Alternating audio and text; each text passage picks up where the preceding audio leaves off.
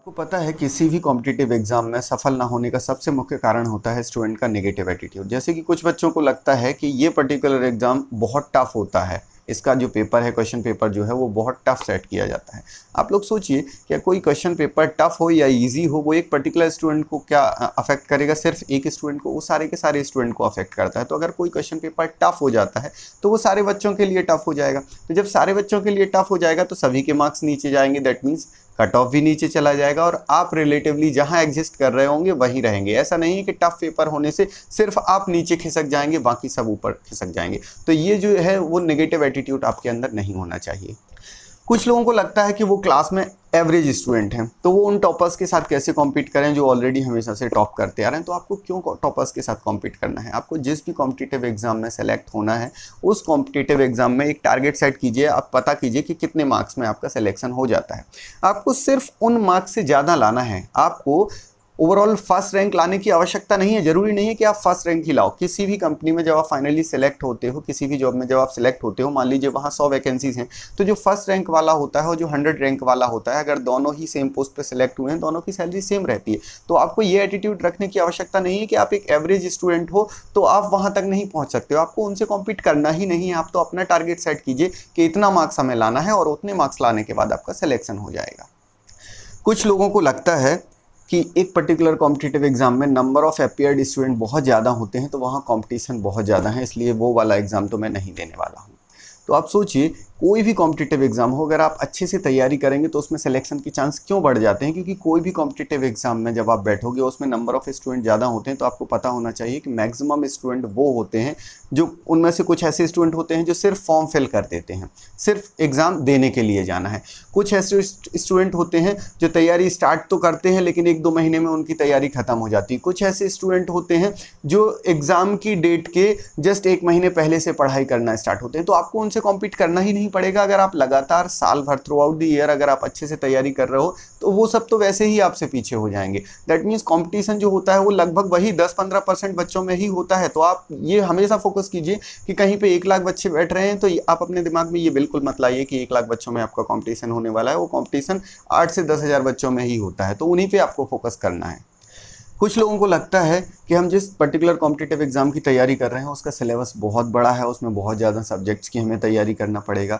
ये negative attitude आता है, उनके अंदर नेगेटिव थिंकिंग आती है। तो आप सोचिए, उसको ज़रा पॉजिटिव जाके देखिए कि आप ऑलरेडी अपनी ग्रेजुएशन में वो सारे के सारे सब्जेक्ट ऑलरेडी पढ़ चुके हैं। दैट मीन्स आपको सिर्फ उनको पॉलिश करना है, अच्छे से तैयार भर करना है।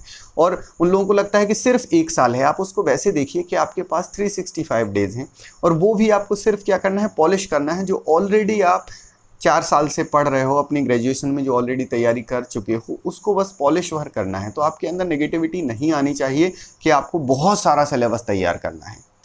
कुछ लोगों को लगता है कि किसी पर्टिकुलर कोई जॉब के लिए अगर रिक्रूटमेंट होना है और वैकेंसीज़ निकली हैं और वहाँ पे सिर्फ 25-30 वैकेंसीज़ हैं, तो उन्हें लगता है कि यहाँ पे तो हमें फॉर्म फिल करना ही नहीं चाहिए, क्योंकि 25-30 वैकेंसीज़ में फॉर्म फिल करने का कोई मतलब नहीं है, कॉम्पिटिशन बहुत ज़्यादा हो जाएगा। हम तो सिर्फ वहीं फॉर्म फिल करेंगे जहाँ पे 100-200 वैकेंसीज होंगी। आप सोचिए ज़रा, ऐसी 25-30 करके अगर 10 बार 10 जगह अलग अलग रिक्रूटमेंट हो गए तो 25-30 एक्चुअली 250-300 रिक्रूटमेंट हो गए और आपको पता ही नहीं चला। आप इसी में बैठे रहे कि जब कहीं 250 या 300 इकट्ठी वैकेंसीज आएंगी तभी हम फॉर्म फिल करेंगे। तो जब 25-30 वैकेंसीज यहाँ आ रही हैं तो यहाँ कुछ 25 बच्चे सेलेक्ट हो गए, आगे फिर 25-30 वैकेंसीज आई तो वहाँ भी कुछ बच्चे सेलेक्ट होंगे। ऐसे ऐसे होते जाते हैं। तो आपको हर बार चांस लेना पड़ेगा। ऐसा नहीं है कि आप सिर्फ ये सोचो जब बल्क में वैकेंसीज आएंगी तभी हम फॉर्म फिल करेंगे। तो ये नेगेटिव एटीट्यूड आपको हटाना पड़ेगा अपने अंदर से। कुछ लोगों की सबसे बड़ी प्रॉब्लम होती है कि हाउ टू प्रिपेयर, मतलब हम तैयारी करें कैसे।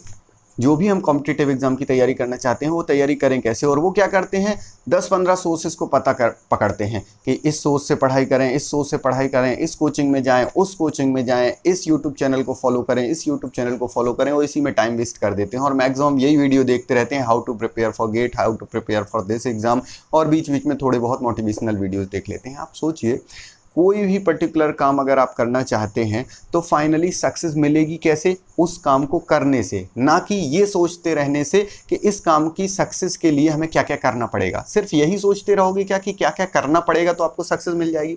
तो मैं आपको सलाह दूंगा कि सोर्स कोई भी उठा सकते हैं आप। ये सोर्सेज जो होते हैं वो सिर्फ एक सक्सेस तक पहुंचने का रास्ता होते हैं। बस इतना भर देख लीजिए कि हाँ सोर्स जो है वो ऑथेंटिक है और उससे और भी पहले लोगों को सक्सेस मिली है कि नहीं। इसके बाद आप 50 जगह मत भटकिए, आप कोई भी एक सोर्स उठाइए और बस तैयारी करना स्टार्ट कर दीजिए, क्योंकि सबसे इंपॉर्टेंट जो लोग सक्सेस होते हैं वो वही लोग होते हैं जो काम करने लगते हैं, ना कि सिर्फ ये सोचते रहें कि हमें तैयारी कैसे करना है, हमें तैयारी कैसे करना है, और बीच बीच में मोटिवेशनल वीडियोज़ देखते रहें और मोटिवेट होते रहें और फिर से अगेन स्टार्टिंग से प्रिपरेशन करना स्टार्ट कर दें। नहीं, आपको काम करना पड़ेगा। अगर आप चाहते हैं कि गेट की तैयारी कैसे करें, तो गेट का सिलेबस उठा के, जो भी कॉम्पिटिटिव एग्जाम की आप तैयारी करना चाहते हैं उसका सिलेबस उठा के उस सिलेबस की तैयारी करना पड़ेगा, ना कि हमेशा स्ट्रेटजी ही बनाते रहें। इस चीज़ पे ध्यान रखना पड़ेगा आपको। कुछ लोगों को लगता है कि उनकी स्पीड अच्छी नहीं है तो उनका सिलेक्शन होना पॉसिबल नहीं है। तो जैसे पर्टिकुलर गेट की बात करें तो गेट में तो टाइम की कोई प्रॉब्लम नहीं है, बहुत ज़्यादा टाइम रहता है, लेकिन कुछ ऐसे एग्ज़ाम होते हैं जिनमें स्पीड मैटर करती है।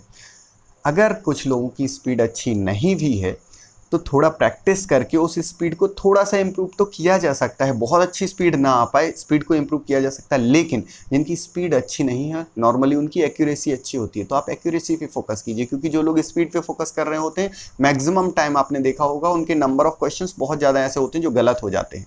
तो अगर वो 80 क्वेश्चन अटैम्प्ट करके और 30 क्वेश्चन गलत कर दे रहा है तो उससे अच्छा है कि आप 60 क्वेश्चन अटैम्प्ट करके और 5-7 क्वेश्चन गलत कीजिए। तो आप एक्यूरेसी पे फोकस कीजिए। तो जिन लोगों की स्पीड अच्छी नहीं है वो बिल्कुल परेशान ना हो, स्पीड को थोड़ा सा इंप्रूव करने की कोशिश करें, लेकिन एक्यूरेसी पे फोकस करें। तो थोड़ा सा पॉजिटिव एटीट्यूड लाइए आप लोग के अंदर। ये रहता है कि मैं ऑलरेडी जॉब कर रहा हूँ लेकिन जॉब सेटिस्फैक्ट्री नहीं है, तो मैं तैयारी तो करना चाहता हूँ अच्छी जॉब के लिए लेकिन मेरे पास टाइम नहीं है। तो वो इस चीज़ को नेगेटिव थॉट लेके और बस यही सोचते रहते हैं कि इसलिए उनके पास एक रीज़न हो जाता है कि ये कारण है मेरी तैयारी ना करने का, और वो अपने मन को सांत्वना देते रहते हैं। गलत है बिल्कुल ये। आप सोचिए, जो व्यक्ति के पास जॉब है ही नहीं और वो तैयारी कर रहा है, उसके ऊपर एक कितना बड़ा प्रेशर रहता है कि उसके पास कुछ भी नहीं है। अगर सिलेक्शन नहीं हुआ तो क्या होगा, तो उसके पास एक ऑलरेडी प्रेशर रहता है, तो उसके कई बार फेलियर के चांसेस ज़्यादा होते हैं। आप अपने अंदर ये पॉजिटिव एटीट्यूड लाइए कि अगर आपका सिलेक्शन नहीं भी होता है तो आपके पास तो जॉब है। तो आपके अंदर एक पॉजिटिव चीज़ होनी चाहिए। मतलब जो हमारे पास है उसको आप नेगेटिव मत सोचिए, उसको पॉजिटिव सोचिए। फिर आप सोचोगे कि ठीक है ये तो हम सोच लेंगे कि हमारे पास जॉब है, तो ये एक पॉजिटिव चीज़ है कि अगर हम उस कॉम्पिटिटिव एग्जाम में सक्सेस नहीं हुए तो हमारे पास कुछ ना कुछ तो है। लेकिन टाइम कहाँ से लाएं? तो भैया टाइम देखिए, कोई भी जॉब होती है 7 से 8 घंटे की मैक्सिमम रहेगी आपकी। 8 घंटे, 8 साढ़े 8 घंटे मान लीजिए, थोड़ा बहुत और आगे हो सकता है।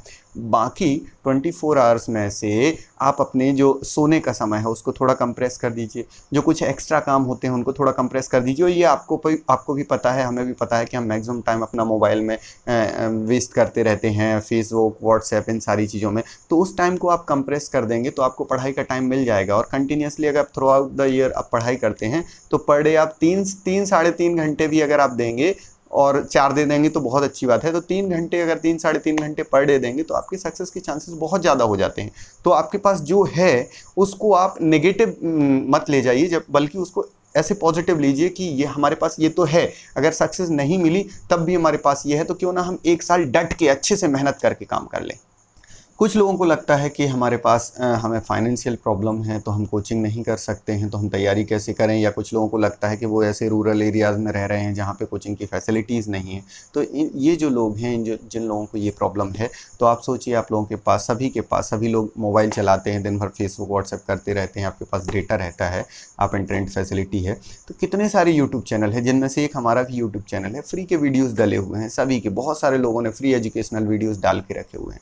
आपको ज़रूरी नहीं है किसी के वीडियोस परचेज करने की, बहुत सारे वीडियोस ऐसे हैं जो फ्री ऑफ कॉस्ट हैं। आप कोई भी एक टॉपिक डाल के देखिए, मिलियंस ऑफ वीडियोस आपको मिल जाएंगे, बहुत अच्छे नॉलेज के मिल जाएंगे, वेस्ट से वेस्ट टीचर के आपको वीडियोस मिल जाएंगे। तो ज़रूरी नहीं है कि आप कोचिंग जाओगे तभी। बस कोचिंग एक टाइप से क्या होती है, आपको एक बाउंड करने के लिए कोचिंग होती है कि वो क्या बोल देते हैं कि भैया इतने घंटे आप यहाँ आ रहे हैं, वो आपको होमवर्क दे देंगे, आपके पैसे जाएंगे तो आपको थोड़ा दर्द होगा कि भैया पैसे जा रहे हैं तो हमें तैयारी करना पड़ेगा।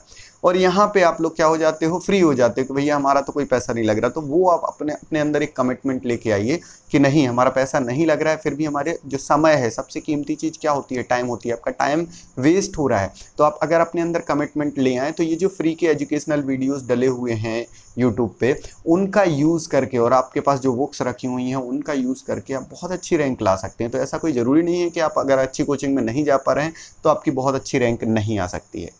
तो मुझे ऐसा लगता है कि आप लोग बहुत अच्छे से तैयारी कीजिए, पॉजिटिव एटीट्यूड के साथ तैयारी कीजिए। और हाँ, ये ज़रूर ध्यान रखना है कि सिर्फ ऐसा नहीं कि हाउ टू प्रिपेयर और इसमें ही लगे रहें और सिर्फ मोटिवेशनल वीडियोज़ ये सब देखते रहें। कोई भी काम, जरूरी नहीं सिर्फ पढ़ाई के अलावा भी अगर आप कोई काम कर रहे हैं तो सिर्फ प्लानिंग और स्ट्रेटजीज में टाइम वेस्ट ना करें। प्लानिंग और स्ट्रेटजी वाला जो टाइम होता है वो लगभग 5 से 10% का टाइम होता है, और मोटिवेशनल जो वीडियोस का या मोटिवेशन का जो टाइम होता है वो 1-2% होता है आपको पुश करने के लिए। बाकी पूरा का पूरा टाइम जो होना चाहिए वो आपको स्पेंड करना चाहिए उस प्रोसेस पे जिससे आपको सक्सेस मिलने वाली है, ना कि फालतू चीज़ों में आप टाइम स्पेंड करते रहें। मेहनत करते रहिए, बहुत अच्छे से तैयारी कीजिए, आप लोगों को सभी को सफलता मिलेगी। Good luck. Thank you so much for watching the video.